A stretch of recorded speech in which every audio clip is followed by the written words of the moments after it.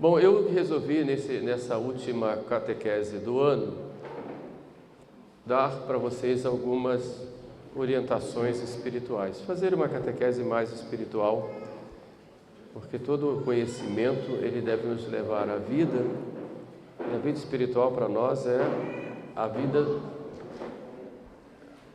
em Deus.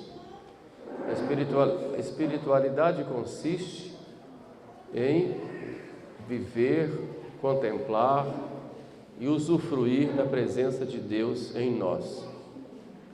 São Paulo diz: vós sois templos do Espírito Santo. O Espírito Santo habita em vós. Nós não temos essa consciência e vivemos como se isso não fosse algo verdadeiro, né?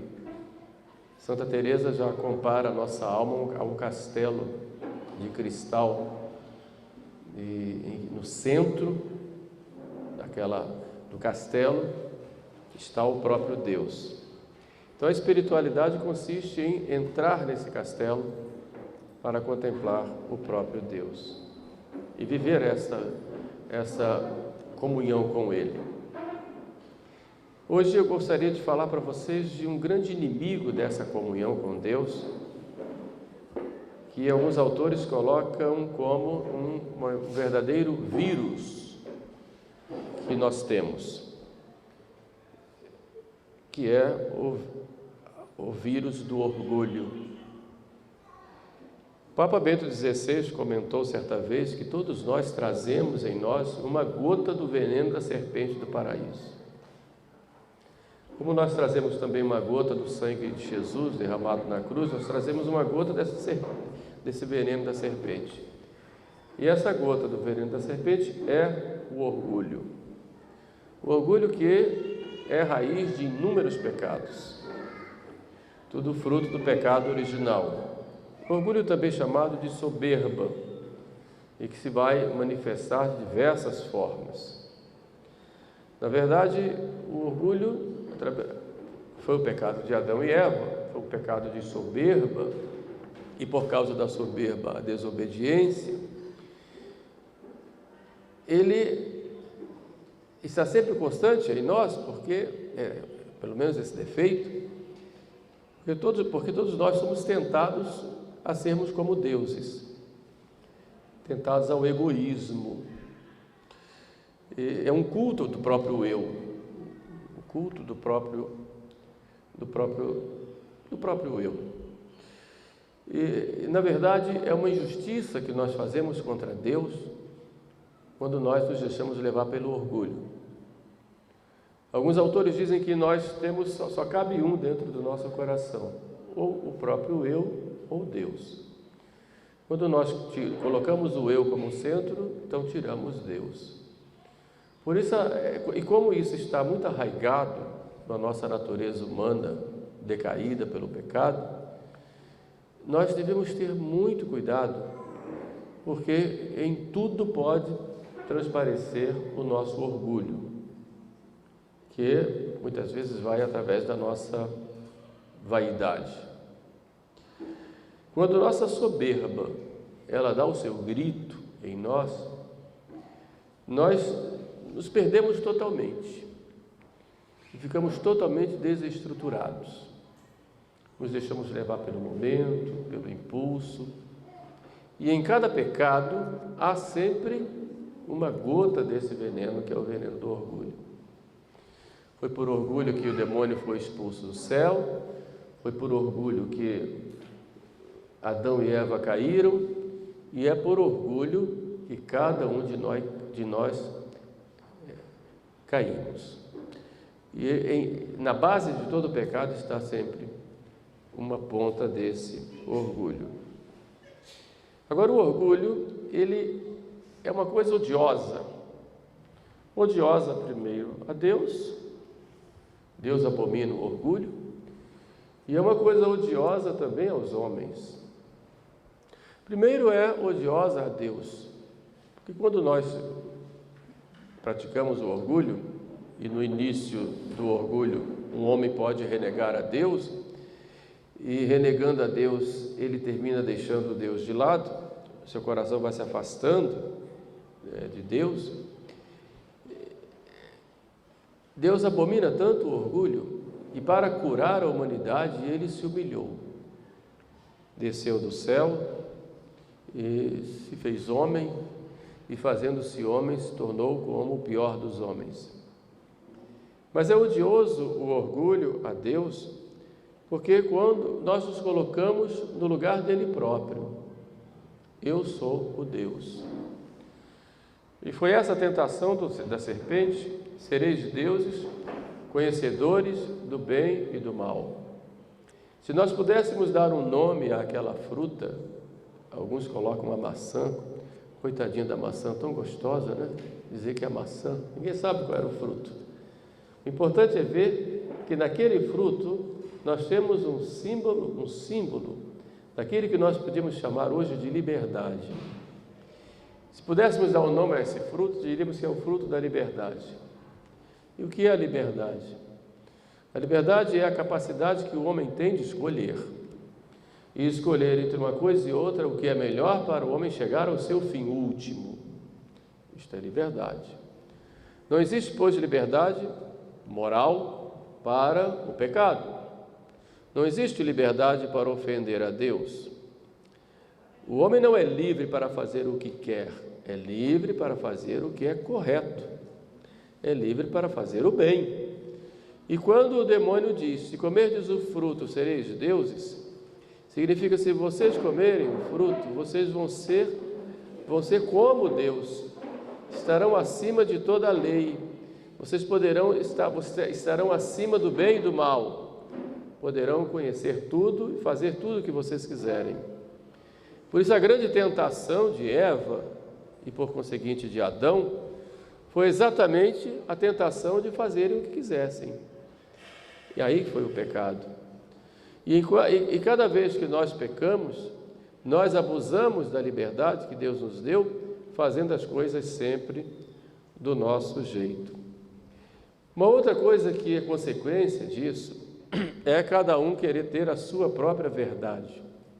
A verdade, diz Santo Tomás, é a adequação da nossa inteligência ao objeto. Se eu digo que isso aqui é um copo, isso é verdade ou mentira? Verdade.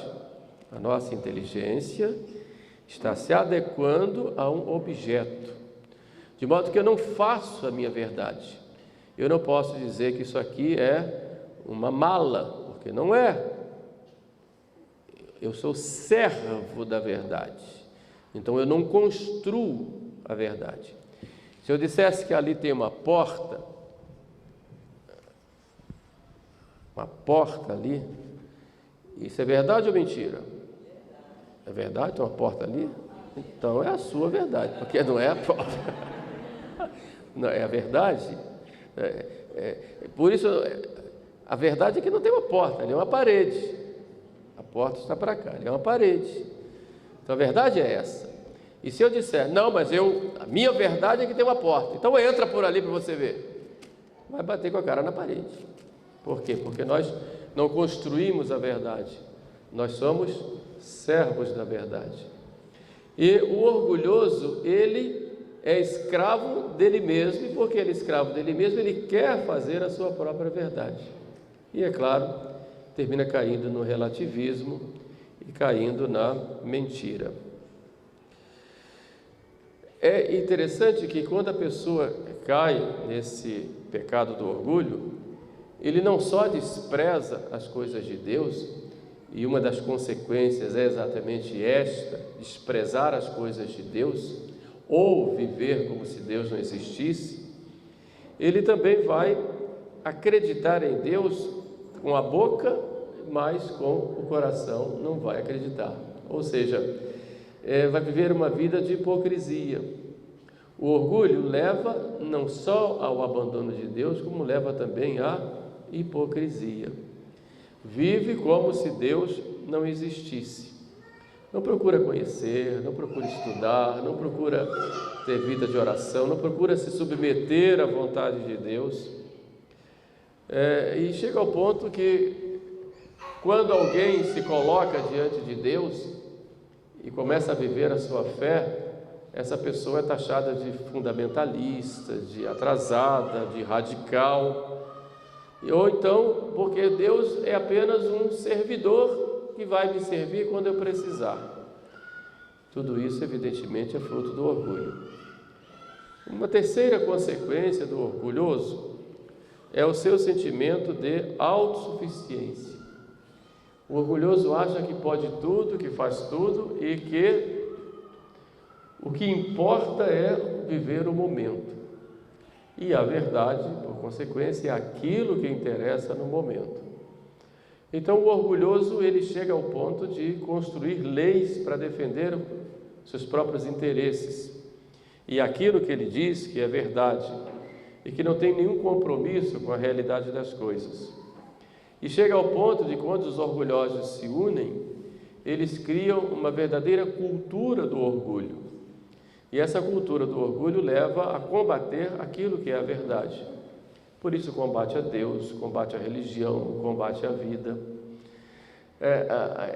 O orgulho, ele leva, e é uma coisa muito interessante, que os orgulhosos, eles propagam essa característica do orgulho e colocam o homem como se fosse o próprio Deus. E nós temos que ter o cuidado nesse sentido, porque os elogios nos estragam.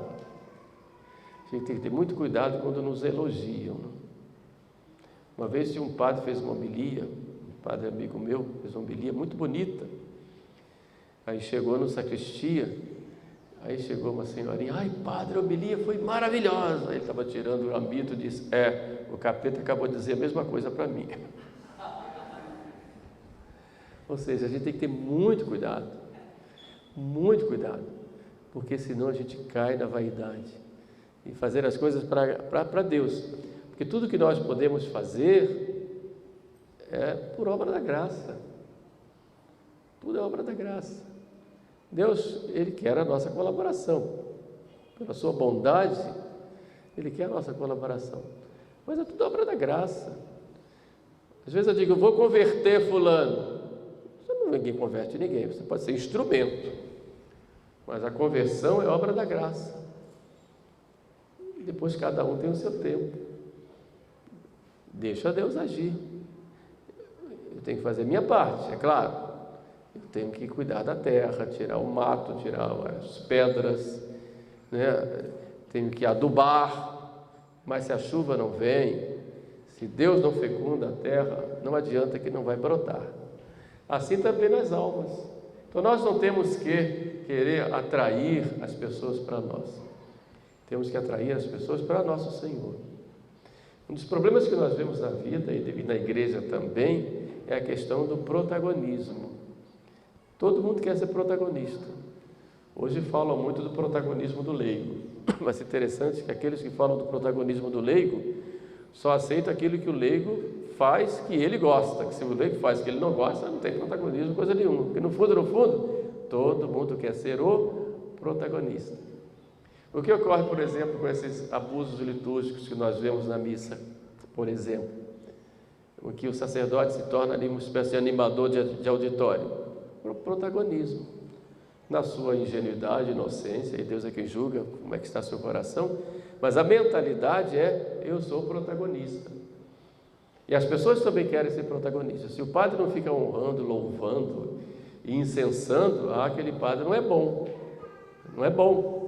E assim por diante. Todo mundo quer ser protagonista, porque tem esse sentimento de autossuficiência, como se ele pudesse fazer todas as coisas sem a graça de Deus. Quando São João Maria Vianney chegou a Ars, o que ele fez? Ele foi para o sacrário. Ars é uma cidadezinha pequenininha, um vilarejo. Tinha poucas pessoas na igreja, muita gente nos bares, nos bailes e nos bares, e quase ninguém na igreja. Tinha umas senhorinhas lá, a igreja caindo aos pedaços. E o que ele fez? Ele sabia que a obra era grande de conversão daquele povo e sabia que ele não poderia de maneira nenhuma converter ninguém. Então ele vai para a porta do sacrário e fica lá.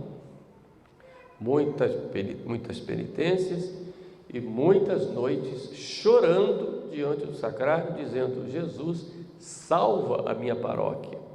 Jesus converte a minha paróquia. E ele começou a fazer seu trabalho. A primeira coisa foi arrumar a igreja. Então arrumou pedreiros, ele mesmo era o servente e começava a arrumar a igreja para ficar a igreja mais interessante, mais bonita, para as pessoas se sentirem atraídas.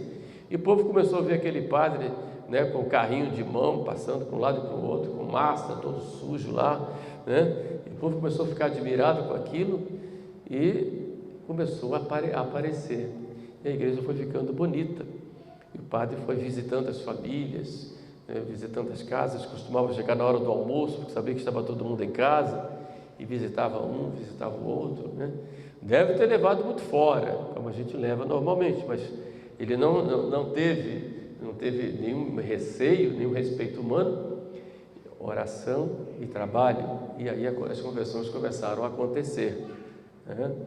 Começaram a acontecer, e ele passava às vezes à noite preparando os catecismos.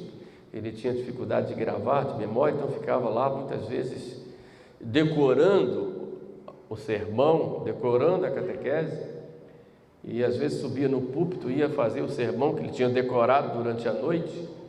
Nota que era difícil, né? Decorava, e chegava muitas vezes na hora do sermão, se esquecia de uma palavra e perdia o fio e descia do púlpito envergonhado, né? O povo olhava para ele com um olhar de pena, de misericórdia, mas outras vezes com um olhar de crítica, e ele gritava lá no púlpito, né? Mas gritava, né? Hoje, graças a Deus, tem isso aqui, mas ele gritava, até que chegou uma senhorinha e disse: eu não entendo o senhor, porque o senhor, quando chega na hora de celebrar a missa, o senhor fala tão baixinho, a gente não escuta, e na hora de fazer o sermão, o senhor dá cada grito.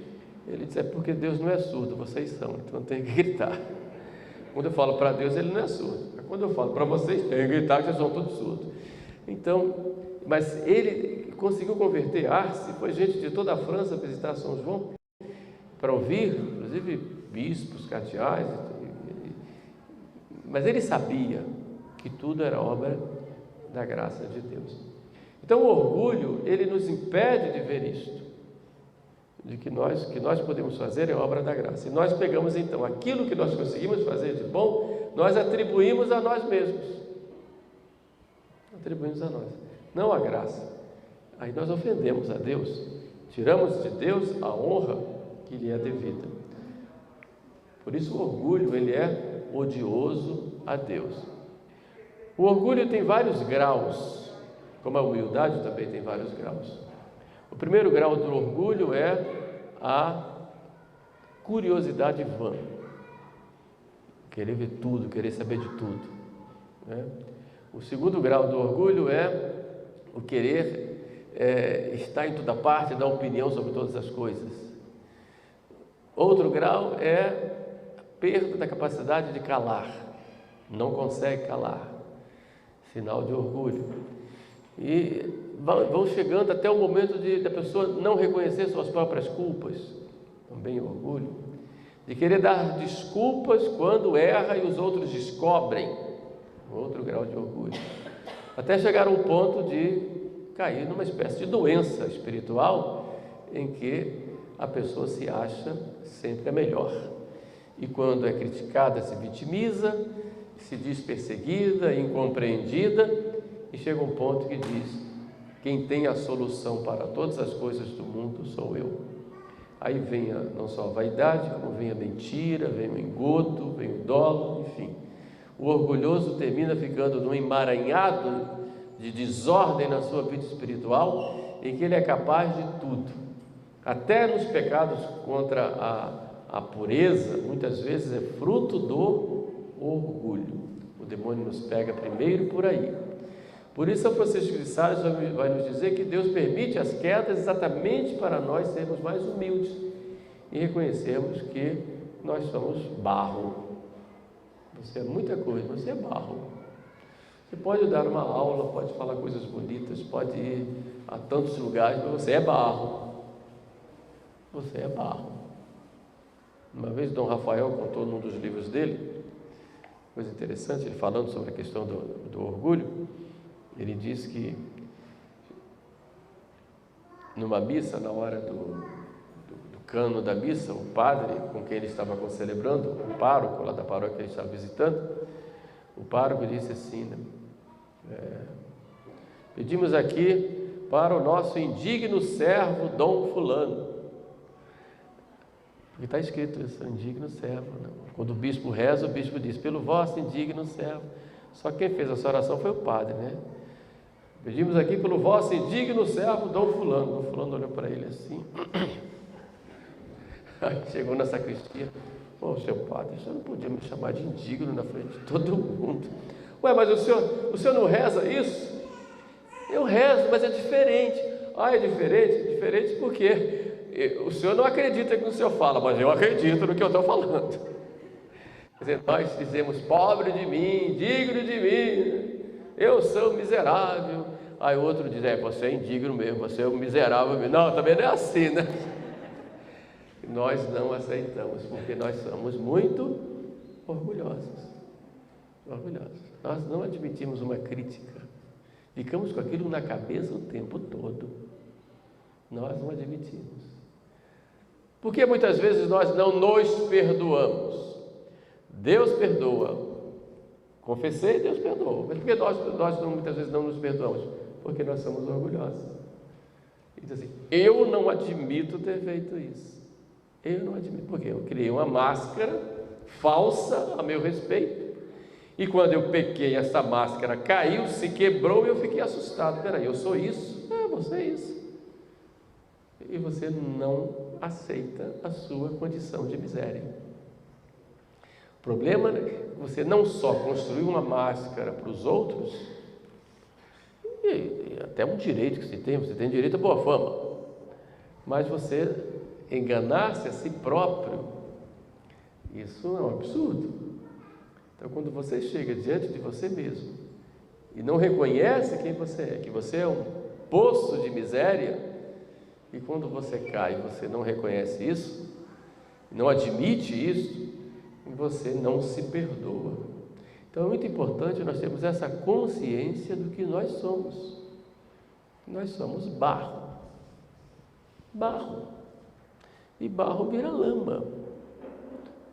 Isso eu falo para vocês, não é para ficar com a autoestima lá embaixo, não. Mas é para lembrarem que Deus é tão misericordioso,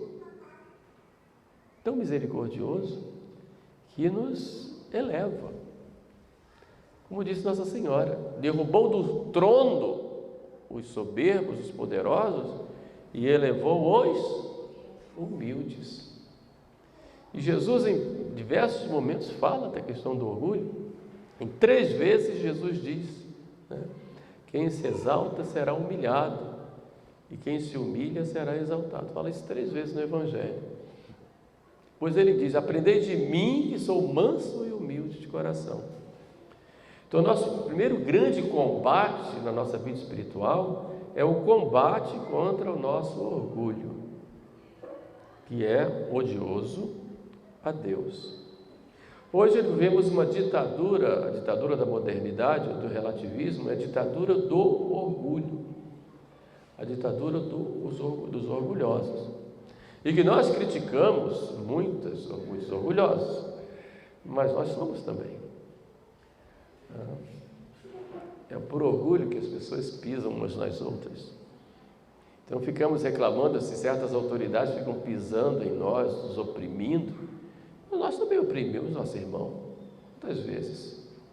Não sabemos falar, não sabemos ouvir, não sabemos perdoar, não sabemos tirar as mágoas do coração.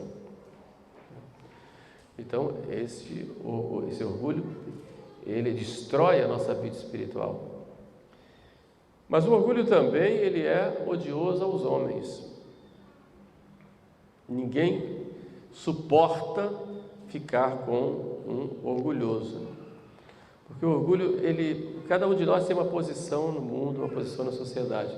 E quando nós nos deixamos de levar pelo orgulho, nós ficamos na posição errada. E ficando na posição errada, nós prejudicamos a todo o corpo social e a todo o corpo da igreja. E isso nos leva a ficarmos numa situação extremamente desvantajosa na nossa vida espiritual e no nosso crescimento. Agora, o orgulho, evidentemente, ele vai se manifestando através de pequenas coisas, né? E que eu gostaria de mostrar para vocês aqui, para desmascarar, né, o inimigo. O livro do Cântico dos Cânticos diz que devemos caçar as pequenas raposas que destroem a vinha. E a nossa alma é a vinha do Senhor. Mas há pequenas raposas que vêm no dia a dia, que nós temos que detectar e que vêm combater aquilo que há de Deus em nós. Então vamos ver alguns pontos ou algumas raposas que podem prejudicar a nossa vinha, a vinha da nossa alma. Vou colocar algumas delas. Eu, quando meditei sobre isso, coloquei muitas carapuças na minha cabeça e vou jogar aqui, cada um coloque a sua. Primeiro, uma delas, a pessoa que é muito susceptível a minúcias, qualquer coisinha ofende, qualquer coisinha melindra, é como se fosse pele de ovo, onde passa qualquer coisa, um olhar, um modo de falar, a pessoa já se machuca. Pobrezinha, né? É difícil até lidar com ela, a gente pisa em ovos, e agora? E a pessoa fecha o olhar, né?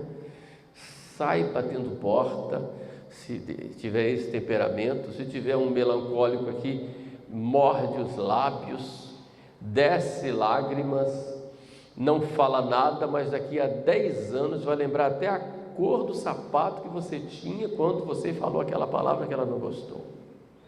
Não é? Isso é orgulho. Orgulho. Pobrezinho dos soberbos, diz um santo, sofrem por 1001 pequenas tolices que o seu amor próprio agiganta. Ou seja, uma formiguinha faz do tamanho do elefante. E dependendo do temperamento, né, se for aquele temperamento mais fechado, sofre muito mais. Qualquer coisa, você passou por mim e não falou.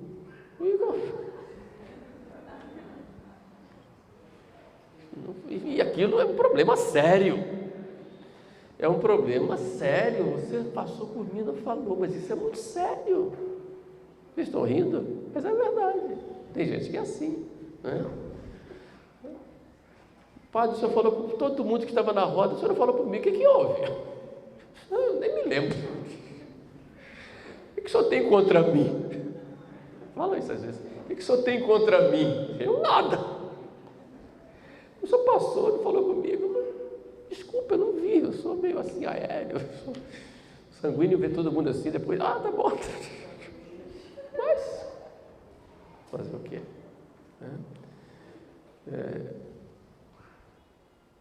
Uma outra raposa é a teimosia. Quando eu era pequeno, dizia lá no Nordeste que a única coisa que cabe, que aguenta a cabeça do teimoso é o pescoço. E a mãe, quando queria chamar a atenção da gente, dizia assim: teimoso igual uma cabra.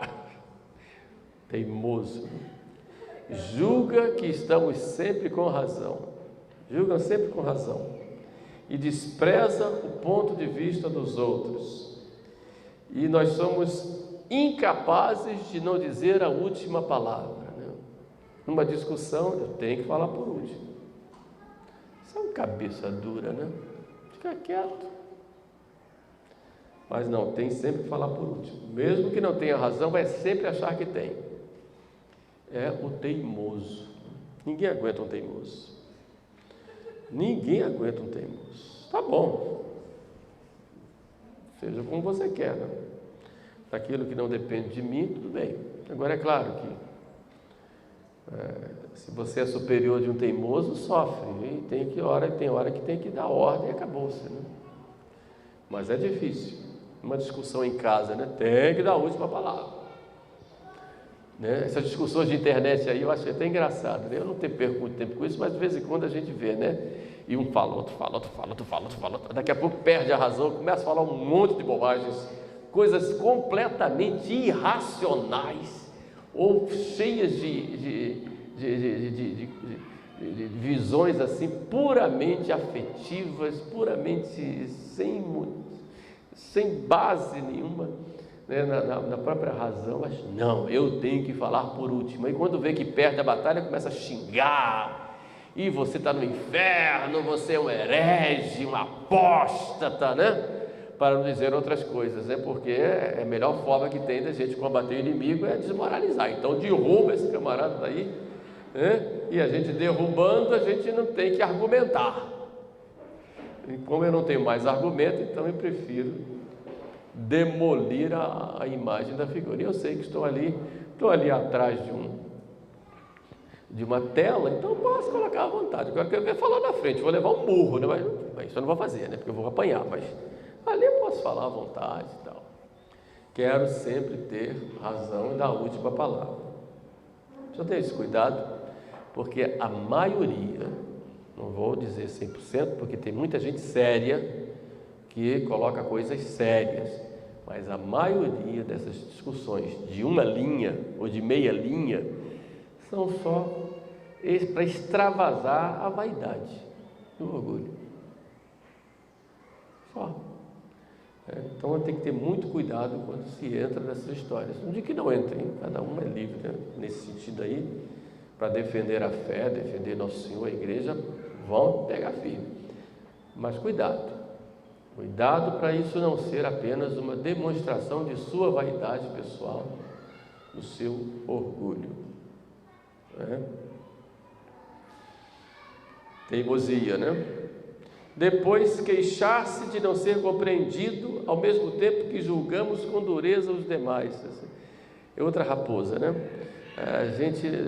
Ninguém me compreende, ninguém me entende, mas eu julgo todo mundo. Quando eu vejo alguém, eu já passo o scanner, e depois, no primeiro olhar, no segundo olhar, eu já defino a pessoa, e no terceiro olhar, eu já comparo a pessoa comigo e eu sou o melhor. Não é assim? É orgulho. São 3 olhares, né? Primeiro eu passo o scanner. Segundo, já defini, já coloquei o carimbo. Terceiro, não tem comparação, né? Tem comparação. Posso ter meus defeitos, mas eu sou melhor. Depois, uma preocupação excessiva com a imagem. A gente, lógico que tem que ter boa imagem, claro, um direito nosso, ter boa fama, ter boa imagem, né? Mas aquela coisa de, e aí, fiquei bem? E aí, gostou do sermão? Com humildade, tá? Gostou? A gente fala isso, né? Fiquei bem, né? Não vão cair naquele erro daquela menina, né? Estava lá na praça, chegou um rapaz e disse: nossa, você está muito linda, hein? E ela disse: pena que eu não posso dizer o mesmo. Ele disse: então faça como eu, minta. Vai atrás de boa imagem, você vai atrás disso, vai confiar. Confia não. Queira ficar bem com Deus. A sua melhor imagem é ser imagem de Jesus. É claro que dá uma ajeitada, né? Não vai sair por aí de qualquer maneira, né? É claro, por favor, né? Tem que andar bonito, até porque os outros é que vão ver, não é você, né? Então tem que ter uma boa presença, porém, sem vaidade, né? Não queira achar que ficar mais preocupado como escravo da opinião dos outros. Isso é muito ruim. Uma outra raposa é o não perdoar, ficar guardando ressentimento por longo tempo. A mágoa. Os santos padres dizem que a mágoa é sempre fruto do orgulho ferido. Então não caiam nisso. Não fique guardando mágoa. Esqueçam, passa rápido. Deixa passar. Às vezes a gente é como aqueles animais ruminantes, né? Aquele boi que fica lá o tempo todo e a comida volta, ele... Tem gente que faz isso, né? Como recebeu uma ofensa, aquilo foi, daqui a pouco, e fica aquele veneno. A mágoa é um veneno que você produz e que só faz mal para você mesmo, sabia? A pessoa magoada não faz mal para o outro, não, faz mal para você. Tem gente que até desenvolve doenças por causa das mágoas, porque criou o veneno. Então, não fiquem alimentando mágoa, porque a mágoa é sempre fruto do orgulho. Eu deveria ter sido tratado de uma forma, fui tratado de outra. Mágoa. Uma outra característica do orgulho, uma outra raposa, é o espírito exageradamente crítico, que é uma tendência instintiva de ver sempre o lado errado e grotesco dos outros. Sempre só olha o que o outro tem de ruim. Então você mostra lá uma obra, você tem um defeito aqui, né? Está vendo aqui? Esse espírito crítico não vê nunca o que o outro tem de bom. E crítica destrutiva, para desmoralizar o outro. Isso é muito ruim, isso é orgulho. O que eu faço é bom.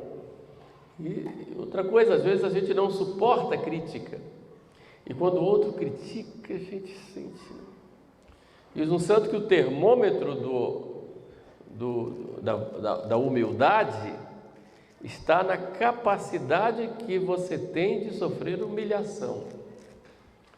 Se você é capaz, você é humilde. Agora, se aquilo te dá dor, aquela medida dessa dor é a medida do seu orgulho. Então, esse espírito crítico critica tudo. Nada está bom, tudo está errado, sempre tem um erro. Isso é um absurdo na vida espiritual. É fruto do orgulho. Outra característica do orgulho, aqui vocês vão achar estranho, mas é a pessoa que abusa da ironia e gosta de fazer gozações com todo mundo. Qualquer coisa, não leva nada a sério. Então, faz chacota de todas as pessoas. Isso é a característica do orgulho. Porque sempre o outro não respeita o outro. Isso é característica do orgulho. Depois, quando faz uma coisa boa, quer que todo mundo saiba. E sai contando para todo mundo. Fiz a comidinha gostosa. Pá! Como é que chama aquilo? Instagram. Face. Dei uma pintura nova na fachada. Já. Selfie na frente do espelho. Pelo amor de Deus, gente. Se vocês têm isso, tira, porque é feio pra caramba. Selfie na frente do espelho. Coitado desse espelho. Que coisa feia. Mas tudo fora da vaidade, né? Não tem problema, fora da vaidade, fora do orgulho. Né? Tudo que faz, todo mundo tem que ver, todo mundo tem que saber, né? E acha que aquilo ali é o suprassumo, né? É o filho coruja. Vocês sabem a história do filho coruja? Já contaram para vocês a história? Por que chama de mãe coruja, pai coruja? Não? Tem uma história que conta isso. Diz que a coruja teve seus filhotes. Vocês conhecem a coruja, né? O bichinho feio. E se vocês olham o filhote da coruja, é muito mais feio ainda. E ela, só que ela é extremamente vaidosa, ela saiu para caçar comida para os filhotes e deixou os filhotinhos lá. E encontra lá um gavião. Aí o gavião disse: eu soube que a senhora coruja teve filhos. Tive uns filhos, uma ninhada bonita, são os mais lindos da floresta. Que bom, parabéns, depois eu passo lá para fazer uma visitinha. Enquanto a coruja estava passeando, procurando comida, o gavião foi lá e tchum, comeu todos. Quando a coruja chega, vê o gavião ainda limpando aí os bicos. Você matou ele. Ela ficou desesperada. Você ficou desesperada. E o gavião, e ela disse: você matou meus filhos, comeu meus filhos e tal. Eram seus filhos? Você disse que eram os filhos mais bonitos da floresta, eu vi aqui uma coisa horrível, não deve ser filho da coruja. Entendeu o que é ser coruja? O que eu faço é sempre o melhor. Só que nem sempre, né? Nem sempre. A gente é muito coruja porque acha que sempre o que a gente faz é o mais bonito, né? Nada contra a avó coruja, por favor. Não se lembre dessa história quando tratarem dos netinhos, por favor. São lindos os de vocês, tá bom? Certo. Mas quando a pessoa quer se aparecer, quer mostrar que o que faz é melhor, isso é raposa, né? Raposa do orgulho, né? Outra característica do orgulho é falar demais e escutar de menos. Ser o sal de todos os pratos. Quero dar pitaco em tudo.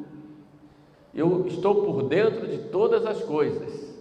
Então qualquer assunto pode vir aqui que eu sei. E entro em todas as conversas e tenho solução para tudo. Mesmo que não saiba nada. Mas tenho solução para tudo. Essa é uma característica da pessoa extremamente orgulhosa e vaidosa. Então vocês podem ver que o orgulho estraga todas as virtudes. Assim como a humildade, ela protege todas as virtudes. Eu posso fazer muitas coisas, mas se eu não tiver humildade, eu derrubei tudo, porque humildade é a base de todas as virtudes. É o alicerce. E não só alicerce, como é aquela virtude nutriz, que alimenta todas as outras. Se você não tem humildade, você vai destruir toda a sua vida espiritual. Só que a humildade é uma virtude, como eu disse, e virtude é feita de hábitos. Então você tem que praticar a humildade. E viver a humildade, primeiro é saber suportar as humilhações com amor. Quando alguém te coloca no teu lugar. Depois saber também que você não é melhor. Saber honrar o outro. Saber agradecer o outro. Isso é sinal de humildade. Saber servir o outro. Saber superar as ingratidões com alegria e com amor, porque você fez aquilo não para o outro ser grato, mas por amor a Deus. E, sobretudo, ser uma pessoa despreendida de si mesma. Aí você vai ser humilde. Mas é preciso que haja atos para que você crie um verdadeiro hábito na sua vida espiritual. Dizem os santos, na terra boa da humildade, todos os dons de Deus dão frutos. Na terra boa da humildade, todas as virtudes podem ser plantadas e crescerem sadias, sem medo de pragas que as devastem. Na terra boa da humildade, todos os erros podem ser reparados e as perdas resgatadas, e acabam assim desabrochando em frutos agradáveis a Deus e ao próximo. Pelo caminho da humildade, nós podemos ir para todos os lugares, mas fundamentalmente para o céu. Portanto, porque nós sabemos que Deus dá a graça aos humildes e Deus resiste aos soberbos. Então vamos pedir ao nosso Senhor que nos dê essa humildade. Jesus nos manda que sejamos como Ele. Aprendei de mim, que sou manso e humilde de coração, e achareis descanso e paz para vossas almas. Então peçamos a nosso Senhor essa graça de sermos humildes e aproveitemos as diversas oportunidades que Deus nos dá para nós reconhecermos essa nossa pequenez. Reconhecendo a pequenez, nós aceitarmos sermos tratados como pequenos e, num grau maior de humildade, nós buscarmos as coisas menores para sermos tratados como pequenos. São os 3 graus que nos colocam lá, nos coloca Santo Inácio, né? Reconhecer, depois sentir-se bem em ser tratado como tal e depois procurar ser tratado como tal. São 3 graus da humildade lá que Santo Inácio nos coloca. Deus, nosso Senhor, nos dê essa graça de sermos humildes. Amém.